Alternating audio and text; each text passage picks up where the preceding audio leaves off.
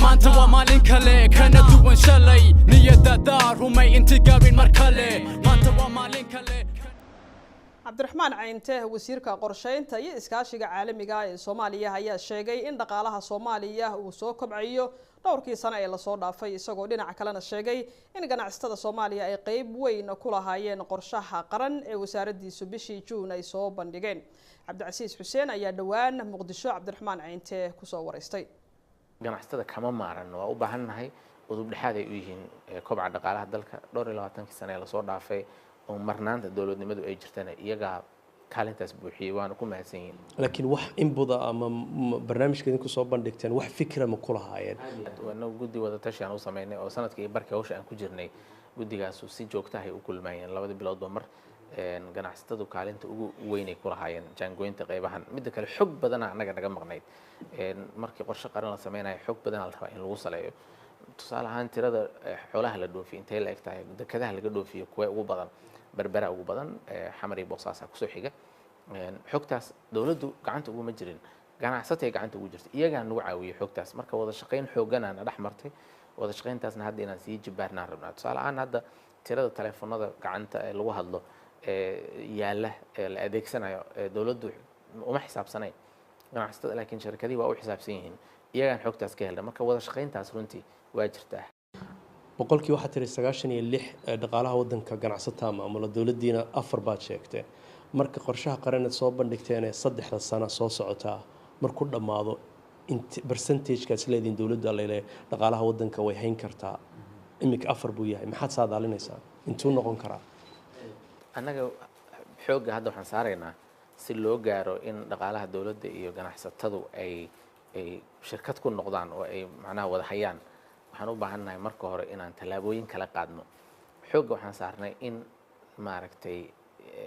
tiirarkii dhaqaalaha uu ku taagnaa ay kobcaan oo daraskeen hadda wuxuu yahay boqolkiiba 3 dhaqaalaha inuu kobci doono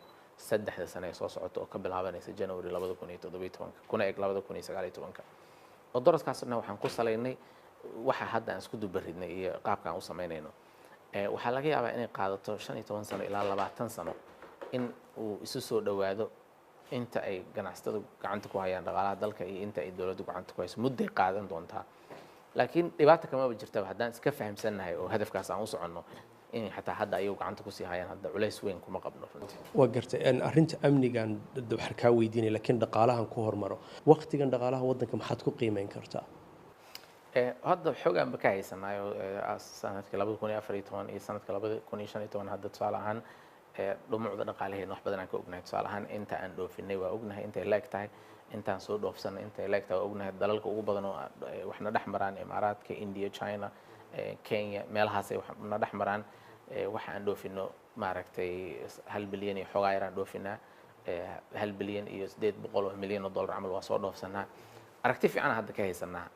intuu leeyahay cabirka dhaqaalaheena waxaana keenayaa xogtiya hadda bilownay inaan aan ururino aan helno waxaan isleenahay boqolkiiba 3 marka loo barbar dhigo dalalka asaageen ah uma liidano inaan ku kobacno 3 sano soo socota rajadeenu laakiin waxay tahay 3 sano kadib marka aan bilowno inaan qorshe 5 sano sameeyno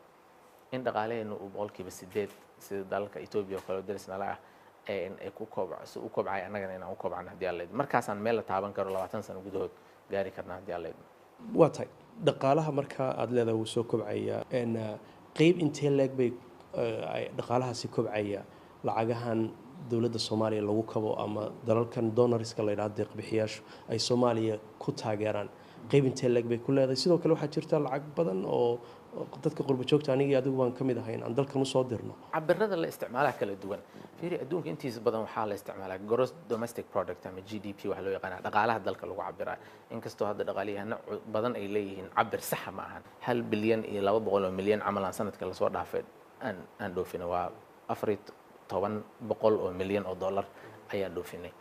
haddaad cabirkaas fiirisid waa cabir aad u yar marka dalalka adduunka kale loo barbar dhigo laakiin marka u fiirisid sanadkii ka horeeyay 300 milyan aan kor u kacnay 900 milyan ayaan dhoofinay sanadkii ka horeeyay 2014 wuxuu yar kor waa u soconaa oo shaki kuma jiro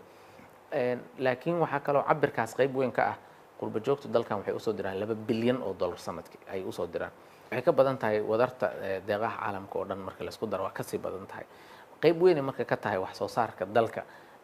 waxa soo galaya qurba joogto ay dalka u soo dirayaan cabirro kale oo la isticmaali karo waa jiraan waxaa ka mid ah dakhliga ay dawladdu soo galo iyo midka ay bixiso aad u yar yahay 220 milyan waay hadda miisaaniyadda dawladda oo dhan ma ogi dal intaas miisaaniyadiisu ay tahay dhowr bilyan ee dalalka ugu saboolsan adduunka miisaaniyaddoodu ka bilaabataa waxaan rabaa kaliya hal arrin oo muhiim ah meesha inaan ka sheego dal dhaqaalihiis laguma dhiso deeq caalami ah adduunka kama dhicin taariikhda horena uma dhicin mana dhici doonto dhaqaale dal waxaa lagu dhisaa in dalkaas uu isku tashado ka bilaabo kobcin dhaqaale amaah waa qaadan karaa dalka oo annaga naftigeena hadda waa u baahannahay inaan amaah dhowr bilyan ah aan sanadkii qaadan karno oo dalka aan ku dhisno kaabayaasha dhaqaalaha wadooyinka iyo dekedaha iyo tamarta iyo biyo nadiifa kuwa asaasiga aan ognahay inay dhaqaalaha kobcin doonaan laakiin